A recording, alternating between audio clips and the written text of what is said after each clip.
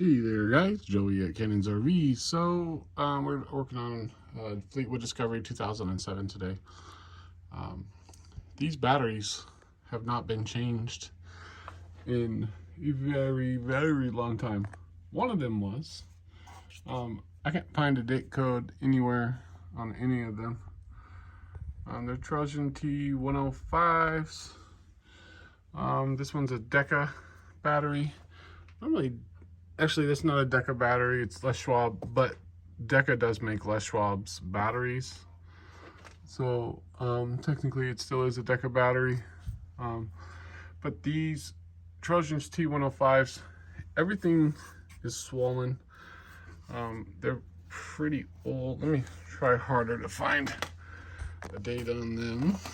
This RV's been sitting for a while too, but amazingly sitting here unplugged for days, these batteries still have 12.6 volts in them, which is great.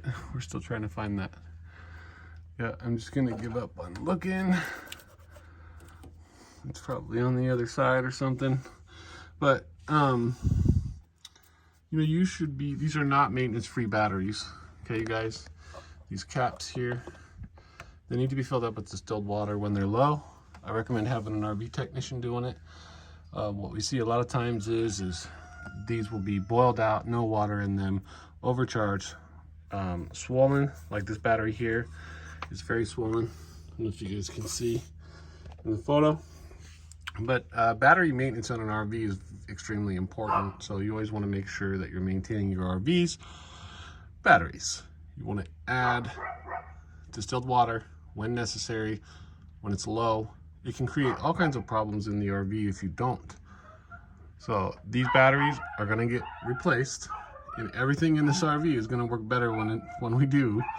So they have a bunch of dead cells in them and everything. I was testing them with a hydrometer a little bit ago, and some of them have dead cells. But the main thing here too is, like, they're swollen, and they probably froze when they were sitting in storage. Because if you let these batteries go completely dead, they will freeze in cold temperatures, and that also can cause them to crack. So when we take some of these out, I'll make another video, and I bet on the bottom of them, we could probably look here and see here. No. What we find is in the bottom there'll be cracks, broken, leaking, all kinds of stuff. So the engine batteries were done in 2014. So we're also going to replace those in this RV as well. So, but this RV has sat a very long time. So we're going to be bringing it back to life for the customer that just bought it.